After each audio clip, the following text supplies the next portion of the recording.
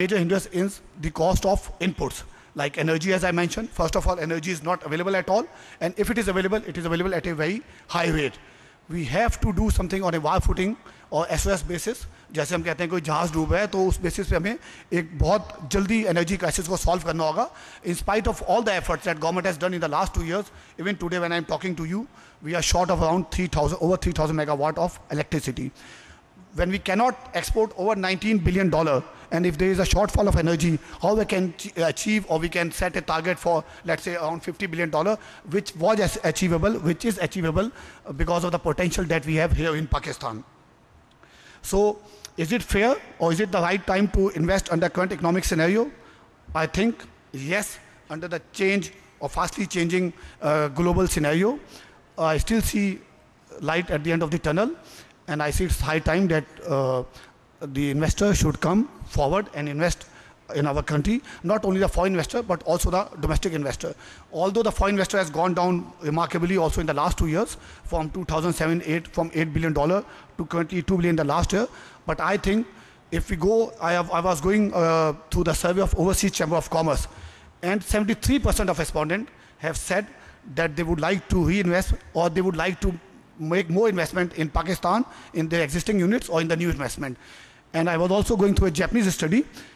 Not a single Japanese company in the last 40 years have shown a single unit has ever shown any losses in Pakistan. And they, in most of the Japanese companies have shown double-digit growth.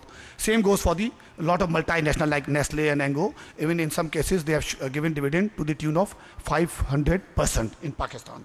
So, what are the reasons why we are lacking behind? Why we are not able to achieve what we should be? Why we are not there where the countries like Vietnam, Thailand, Korea, which were much behind than us in the late 70s, are much ahead of us than Pakistan.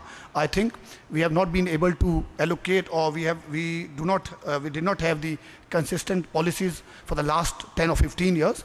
Then we have spent very less, as our Honorable Dr. Professor Atta would agree with me, very meager amount on education, health and other infrastructure. Today, Pakistan is spending less than 2% on health, on education. As far as health also is less than 2%. So if we will keep spending 2% on education, I think we would never able to go. No country in the world today has gone if it has not spent on the education area. Germany, with a population of only 80 million people, less than around 40% of the size of Pakistan population, today is the world's largest exporter. Their last year export were around $1,300 billion, $1.3 billion. They do not have Germany does not have the resources that Pakistan has. Germany does not have 5 rivers. They do not have 3 deep sea ports. It's not a country of 4 seasons. So what's wrong with us? I think we need to identify, we have to set the targets, we have to set the objectives, and then we have to have like we have a charter of democracy, we should have a charter of economy as well. Whichever government comes, we should not deviate from the charter of economy. So I think by adopting these measures and spending heavily on education, education, I think Pakistan has a very bright future, and we can see if we can increase our share. Today, I think Malaysia is spending around over 20% of its GDP, its budget on education.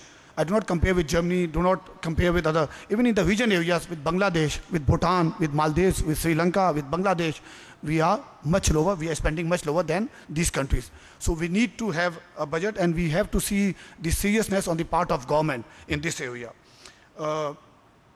Then we have to utilize our human resources. Today, Pakistan has over 50% young generation under the age of 26, and I think it's an asset that we should utilize. Today, the largest export from India is not textile, it's not some other items, not leather, not chemicals, not rice, but it is in the shape of IT. They have utilized their human resources. Last year, India achieved a target of $52 billion in the IT sector alone. This year target is $57 billion. Their third largest export is GEM, and they have cost this year $26 billion by utilizing their human resources. Our IT sector, obviously, with the Dr. Saab ne koshishein ki hai, we are around a target of about $1 billion, but I think I was in India last month, and with the Aman Ki Asha delegation, and India is in acute shortage of human resources. They are looking for talent which only Pakistan can provide. So instead of looking towards, we should not always see India as a competitor, but we can also have joint venture with India in this area, along with other areas, of course, like gem and textile, and other like rice sector, like value additions. Just 3 years back, Pakistan, in the area of rice, we were just exporting to the tune of $1 billion. This year, we have achieved around $2.3 billion in the rice trade alone, which is 12% of the total exports. So this has become our second largest item after textile. Textile contributes about 52% of the total exports. This year, we have crossed $10 billion. But when we see the figures of Bangladesh, which does not produce a single bale of cotton, Bangladesh has already cost this year around $14 billion of value-added garments. In our value, we are exporting just $3.3 billion of value addition garments or textile made-ups. So, and Pakistan today is the 4th largest cotton producer in the world, and Bangladesh is nowhere on the map of world. Again, we have to concentrate on our regional areas. Whenever we study like ASEAN or NAFTA, today the trade between NAFTA countries are around 55% of their total export inter-trade between Canada and USA and Mexico. If we study the ASEAN trade, there is a 26% share between inter-trade between the ASEAN countries. When you study the SAARC trade figures, it's only about 5% of the total trade that they do. Although India is exporting much more to Pakistan than what we export to India, we are exporting this year. Last year we have exported about $300 million of goods to India, whereas India has exported around $1.5 billion. But we should not be afraid of India. We should see as a potential market. I was in India and I have checked around more than 80 or 85 items, different items, starting from the raw material to finished products. And believe me, that not a single item was, while comparing to Pakistan, it was not cheap and it was not competitive at all. So there's a huge potential. We need to do marketing. We need to change our perception. We have to improve our image in the world market. Why it is so that a t-shirt produced in Pakistan only fetches around $1 or $2, whereas a t-shirt produced or manufactured in India or China, or for that matter in Sri Lanka, fetches a price of around $1.7 to $2. I also welcome Dr. Irshad Wasa, the Dean of IB here. Same go for the surgical items. A Caesar manufacturer in the city of Sialkot fetches only around $1 or $1.50. And the same Caesar is being sold in Germany at a price of 16 euros.